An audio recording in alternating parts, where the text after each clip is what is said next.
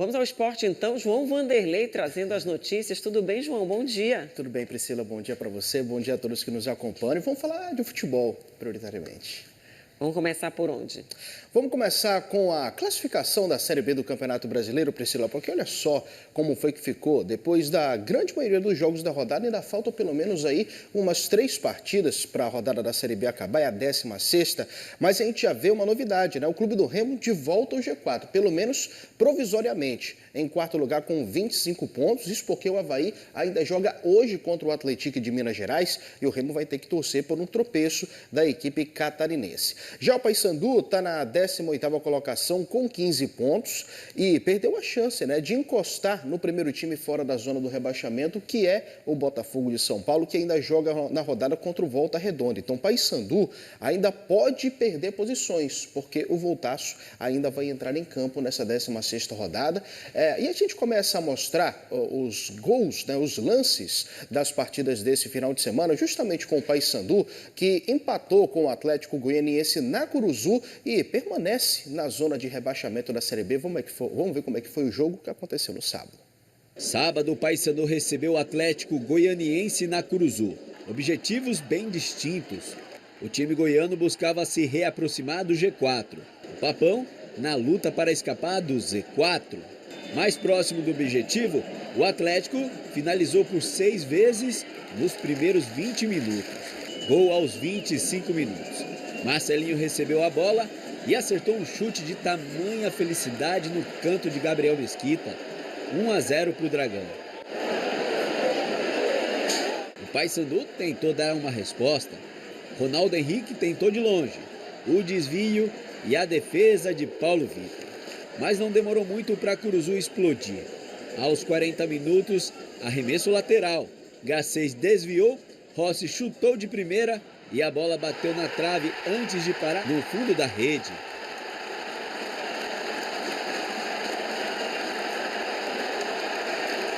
No finalzinho do primeiro tempo, Leandro Vilela se enrolou com Caio Dantas. Depois da revisão do VAR, pênalti para o Atlético Goianiense, Gabriel Mesquita defendeu a cobrança de Caio Dantas e Ronaldo Henrique afastou. Só que a arbitragem estava vendo tudo. E mais uma vez o VAR entrou em ação. Ronaldo Henrique teria invadido a grande área antes da cobrança. E ela foi anulada. Dessa vez Marcelinho cobrou e fez. 2-1 Atlético aos 55 minutos. No intervalo sobrou bronca da torcida do Paysandu para o árbitro. Na volta para o segundo tempo, gol do Paysandu com Anderson Leite. Entrou e depois de 1 minuto e 10 segundos, empatou na primeira oportunidade.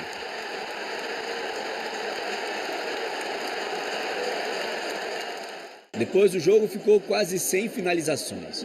O Paysandu não conseguia chegar ao ataque. O Atlético deixava o tempo rolar. Apesar do empate, aplausos para a equipe. E mais bronca com a arbitragem. Discutir pênalti ou não pênalti, não dá para discutir, eu não vi a imagem ainda. Eu acredito que o VAR está lá para analisar. O que acontece, né, que eu já passei por isso. Quando o árbitro está no VAR, tem muito mais laço do que o árbitro está apitando, o VAR apita o jogo. Né? Talvez se fosse o Marcelo de Henrique no campo e o Kleber no VAR, o Kleber falou, Marcelo, pô, eu acho que foi pênalti. Não, eu vi que não foi nada e pronto. Ele ia seguir o que ele pensou. Agora, quando tem esse desnível do árbitro estar no VAR para quem está apitando, normalmente o VAR acaba apitando o jogo, a decisão do VAR prevalece. Qualquer puxa e empurra na área vira motivo para se marcar um pênalti, né? E hoje a regra está muito mais exigente. Particularmente achei que foi pênalti, né? Lamentável foi justamente a antecipação do Ronaldo Henrique, que acabou invadindo a área depois que o goleiro do Paysandu acabou pegando a primeira penalidade, né? Mas Paysandu não dá para colocar esse resultado principalmente na conta do árbitro, né? O Paysandu, que inclusive fez um jogo de correr atrás do adversário. Sempre o Atlético Goianiense esteve na frente, o Paysandu foi tentar o empate. Mas dá para ver, inclusive, com a reação da torcida nessa reta final do jogo, de que a galera realmente comprou a ideia do Paysandu, de que vai ser um ano difícil, vai ser um ano complicado e que o Paysandu vai passar por maus bocados. Esse resultado, para um jogo de Série B, ainda mais um time com tradição na competição recentemente como é o Atlético Goianiense, pode ser considerado normal. Mas a torcida fica com a impressão de que poderia ter conseguido a vitória muito por conta da atuação do time, que foi boa em vários momentos da partida, né? O Rossi voltou a jogar bem, inclusive, Rossi é impressionante, né? Um dos melhores jogadores da Série B, inclusive, tecnicamente, um nível que estava na Série A até outro tempo e que, com uma perna só, consegue jogar bem com a camisa do Paysandu, imagina só inteiro, né? E o Rossi que perdeu as últimas 2 partidas. E a gente está vendo aí a torcida, né? Porque a torcida, o entendimento da torcida do Paysandu é muito importante sobre a fase do time, sobre como vai ser difícil esse processo de recuperação, porque o início foi muito ruim. Esse resultado de 2-2 contra o Dragão pode ser considerado normal, mas fica um saldo negativo justamente por conta das 11 partidas que o Paysandu ficou sem vencer na Série B do Campeonato Brasileiro. Então, é um período de recuperação que a equipe vai precisar passar e está passando. É um Paysandu que tem muito potencial. A janela de transferências abriu na semana passada, devem chegar novos jogadores, assim que o Paysandu, inclusive, se livrar do transfer ban da FIFA, mas as perspectivas são boas de que o Paysandu pode sair da zona. Perdeu a chance de encostar no Botafogo. A diferença pode aumentar ainda mais se a equipe paulista vencer ainda hoje na rodada. Mas o fato é que o Paysandu ainda tem muito para render e ainda tem um segundo turno inteiro pela frente, Priscila. Agora a gente vai para o Remo, que conseguiu empatar. Verdade, arrancou, na verdade, o empate lá em Chapecó, porque um gol no finalzinho, ontem lá em Santa Catarina, deu um ponto para o clube do Remo e colocou o Leão no G4. Vamos ver. O Remo foi até Chapecó encarar a Chapecoense e o time da casa botou o goleiro azulino para trabalhar. Rafael Cavaleira ficou cara a cara com Marcelo Rangel, que fez boa defesa. Logo depois, o goleiro defendeu esse chute de Giovanni Augusto. E teve mais milagre de Rangel. Olha essa defesaça que ele fez na finalização do Marcinho. Já no segundo tempo, logo no comecinho, a Chape foi para cima e Rafael Cavaleira abriu o placar, 1-0. Depois, a Chapecoense ainda teve um jogador expulso. Bruno Matias fez falta em Pavani. O árbitro foi para o VAR, anulou o cartão amarelo que tinha dado e aplicou o vermelho. Com 1 a mais, o Remo buscou o gol de empate, mas estava difícil. A Chape queria mais. Sorte que o Remo tinha Marcelo Rangel. O árbitro ainda deu 11 minutos de acréscimo. Bom para o Leão. Luan Martins conseguiu fazer o gol de empate no apagar das luzes. Final, Chapecoense 1, Remo também 1. O Remo, quando teve a bola no pé ontem, passou muita dificuldade, né?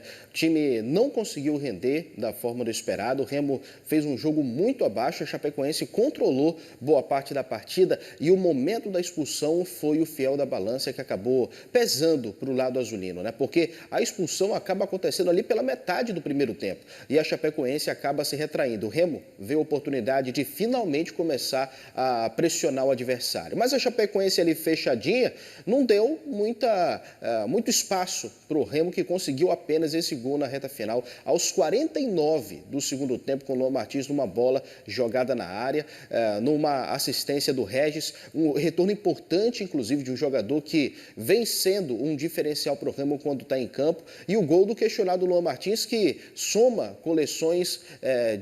uma coleção de atuações medianas, mas que acaba sendo decisivo para o clube do Remo, que pontua mais uma vez fora de casa, muito também por conta do seu goleiro. Ontem, indubitavelmente, o goleiro Marcelo Rangel foi o destaque do time do Remo. E se na rodada passada o Antônio Oliveira, o técnico do Remo, tinha se vangloriado de que a defesa estava melhorando, de que o Marcelo Rangel estava tendo menos trabalho, ontem foi mais um daqueles jogos que o torcedor azulino se acostumou a ver nessa campanha da Série B. Com o Remo conseguindo fazer pelo menos 1 ou 2 gols, ontem foi apenas 1, mas muito por conta da atuação do Rangel, que fez defesas espetaculares. Essa que ele vai pegar, inclusive, na ponta do dedo, é uma coisa espetacular. Então, a Chape, no primeiro tempo, poderia ter vencido por muito, se não fosse, mais uma vez, o arqueiro do clube do Remo, que está fazendo um campeonato brasileiro brilhante nessa temporada e é muito responsável também por essa campanha do clube do Remo, que hoje está na 4ª colocação. E agora a gente segue para uma outra modalidade esportiva, democrática, tanto quanto futebol, que é corrida. Na verdade, está muito popular, inclusive, a corrida, né? A gente vê muitos praticantes da corrida de rua aqui em Belém. Belém foi em palco de uma das etapas nacionais do Circuito Cross Urbano. O evento trouxe uma curiosidade, inclusive. A disputa aconteceu lá no estádio Mangueirão. O Bruno Amâncio, ele reportou essa corrida, ele também participou. Vamos ver como é que foi. Estádio Olímpico do Pará, palco de grandes eventos esportivos. Como Repá, o clássico mais disputado do mundo, foi o local escolhido para a etapa de Belém do Circuito Cross Urbano, que ocorreu no último sábado. A gente corre bastante, a gente gosta disso, é a nossa terapia. O Circuito Cross Urbano passará por 7 cidades brasileiras neste ano. Em muitas delas, o cenário é este aqui, um estádio de futebol. Serão 6 quilômetros de um percurso que passará por diversas áreas do Mangueirão, incluindo a rampa que dá acesso às arquibancadas e a pista olímpica. Eu sou apaixonada por trilha, aí eu até falei, é uma simulação para a gente ir para trilha, né? A gente está na expectativa a 1000, estou esperando aí muitas aventuras. Foram cerca de 1.500 inscritos, incluindo essa turma aí. É o projeto Meninos da Vila, do município de Acará, cerca de 120 quilômetros de Belém. É muito prazeroso para a gente estar dando essa oportunidade para eles, tá? De estarem participando do evento tão grande, né? Um evento top de linha, massa mesmo, que a dificuldade para chegar aqui é muito grande, né? Quase chegamos agora há pouco, a gente não consegue chegar, mas estamos aqui. E o projeto já vem revelando novos talentos, como Samuel. Foi um projeto que mudou não só a minha vida, mas de muitos que vivem ao meu redor, que tem abrido um leque de possibilidades para conseguirmos crescer na nossa vida profissional. Às 7 horas da noite, em ponto, a largada foi dada. Os participantes iniciaram o trajeto pelo estacionamento externo. Depois deram a volta por fora, veio o retorno ao estádio e a primeira rampa. A primeira de muitas. Haja esforço físico para essa galera. Enquanto os participantes comuns, aqueles que só vão para se divertir, ainda estavam subindo, os profissionais já estavam voltando, ainda tinha o corredor da área das cadeiras, com direito a espectadores registrando tudo. Depois de passar pelo lado B e lado A, chegou o momento da pista de atletismo. Uma multidão de corredores superando os seus limites. E para quem só ia ao Mangueirão assistir ao time de coração, hein? Eu achei maravilhoso caminhar por aqui, correr, né? Porque eu sempre vinha pro jogo, sou Paysandu, então era só os torcedores, ficavam sempre daquele lado. E aqui a gente teve a oportunidade de andar para cima e para baixo nos camarotes, tudo. Eu amei, diferente esse percurso. O Cross Urbano foi aberto a todos mesmo, mostrando toda a acessibilidade do percurso no estádio. Qualquer um, não importa a idade, pode enfrentar esse desafio. Uma disputa com a gente mesmo, por saúde, é isso mesmo. Belém tem que ter mais eventos assim, né? Com certeza, o povo está pedindo. Essa é a corrida, Priscila, cada vez mais democratizada, coloca o tênis e sai para correr. E o legal é a socialização, né? Porque hoje correr sozinho não é mais... É uma opção, mas é claro, também tem muitos grupos de corrida, né? Muita gente que sai junto para correr, uma forma também de conhecer outras pessoas, de socializar e viver o dia a dia. Das atividades físicas mais democráticas, podemos dizer, porque você pode realmente sair só você com você, criar seu percurso, fazer seus próprios desafios sem ter uma competição em si. Quando tem provas assim, e cada vez a gente percebe, né, provas diferentes, tentando exatamente estimular os participantes, aí a gente percebe que tem muita gente querendo aderir como um desafio próprio, pessoal, muito mais do que propriamente chegar a vencer, mas é uma relação muito mais íntima de autocontrole, de superação para vencer os obstáculos. Isso muita gente leva para a vida. Com certeza. Priscila, daqui a pouco a gente volta para falar um pouco mais de Clube do Remo e Paysandu, mas também para falar da Série D do Campeonato Brasileiro. A Tuna venceu, é a nova líder do seu grupo, já o Águia empatou fora de casa e ainda vai ter que brigar pela vaga na próxima fase da Série D. Já os gols. Até já então, João. Até já. Até mais.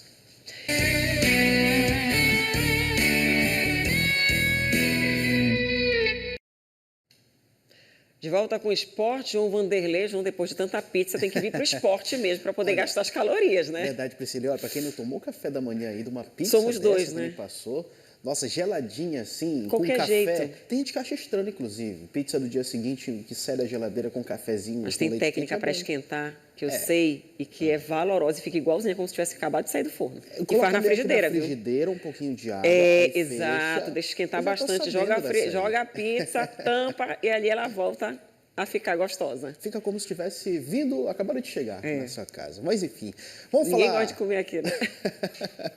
Vamos falar da Série B do Campeonato Brasileiro, Priscila, porque é o seguinte, a gente tem a tabela para colocar aqui, porque o Clube do Remo aparece agora na 4ª colocação com 25 pontos e o Remo vai ter que secar o Avaí hoje, tá? O Avaí joga contra o Atlético, que está lá na parte de baixo da tabela, está em 17º, mas está surpreendendo alguns aí no campeonato, inclusive venceu o América Mineiro há algumas rodadas atrás. Já o Paysandu caiu uma posição e está na 18ª, vai ter que secar o Volta Redonda, que também joga na rodada, e o Botafogo de São Paulo, principalmente para que eles não se distanciem, tá? Na zona da zona do rebaixamento, o Botafogo é o primeiro time fora da zona de classificação. E por falar no Paysandu, vamos primeiro falar do Papão, porque o Paysandu jogou contra o Atlético Goianiense, empatou em 2-2 na Cruzul, a gente tem as imagens, né? O goleiro Gabriel Mesquita, mais uma vez aparecendo muito bem pelo Papão, que conseguiu 2 vezes correr atrás do placar. O Marcelinho do Atlético Goianiense destruiu com o jogo, né? Foi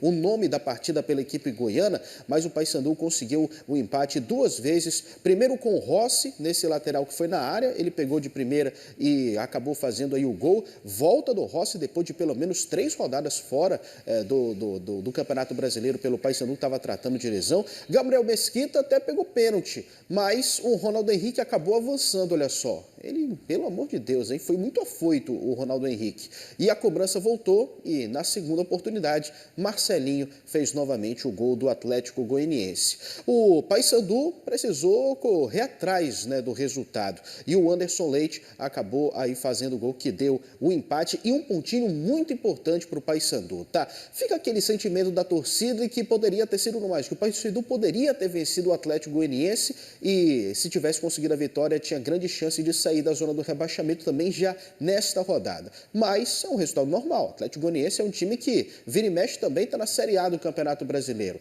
Então, começo de campeonato do Paysandu está começando a influenciar também nessa questão da tabela agora, né? O Paysandu faz um campeonato de recuperação, vai precisar ainda demonstrar muito e de que pode, tem que demonstrar muita qualidade para sair da zona do rebaixamento e se salvar aí de um rebaixamento para a Série C do Campeonato Brasileiro. Pontinho importante para o Papão nessa recuperação. Do Paysandu a gente corre para o Remo, porque também jogou ontem. Final de semana foi animado para os times paraenses, né?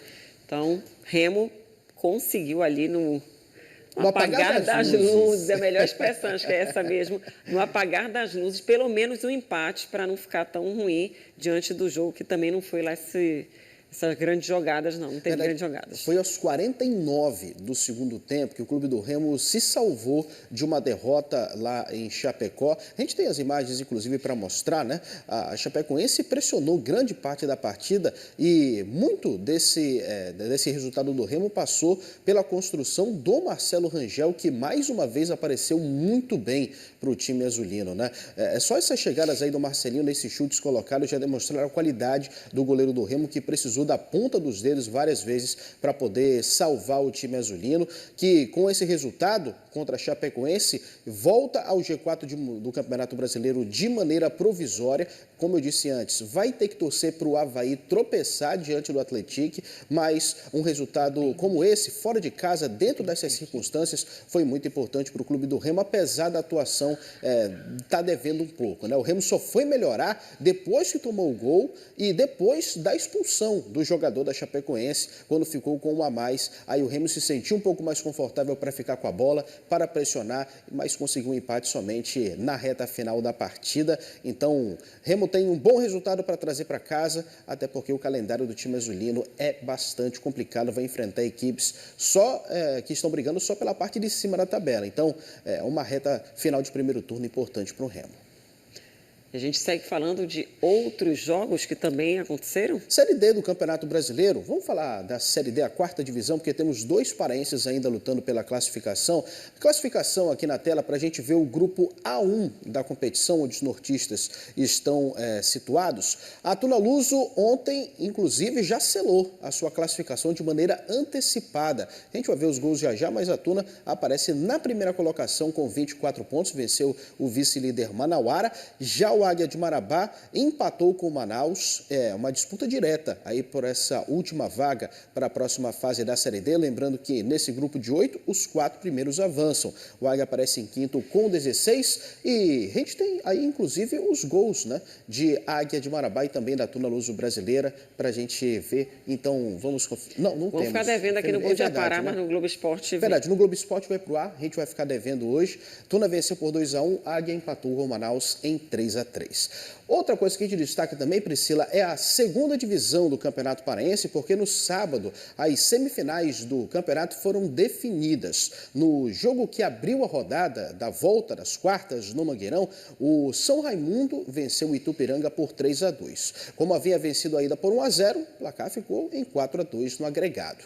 Em Canaã dos Carajás, o time da casa, que havia vencido por 2-0 na primeira partida, fez 3-0 no segundo e eliminou o Tapajós Marajó no terceiro confronto das quartas. Amazônia e Paragominas empataram sem gols no jogo da ida no Seju. Nos pênaltis, o Amazônia venceu por 5-4 e avançou na competição.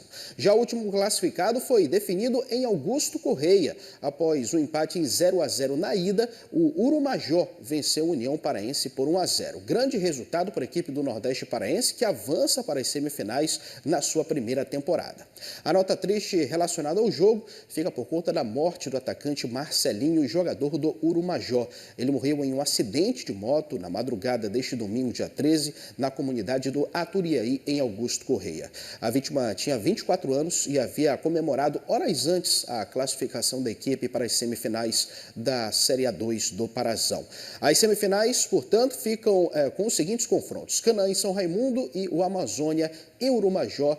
Os jogos serão disputados entre os dias 19 e 20 de julho e 26 e 27 de julho, com datas e horários ainda a serem definidos. Muito obrigada, João. Lamentável a morte do jogador. Nossos sentimentos, inclusive, para a família também, para os torcedores e para o clube. Que eles consigam, né, seguir aí a competição diante dessa perda. Ele que estava numa motocicleta, na garupa de uma motocicleta, o piloto tentou desviar, teria um cachorro na pista e diante desse acidente ele foi lançado e foi atingido por um outro carro que passava na hora. Uma tragédia. Obrigada, João. Obrigado, Priscila.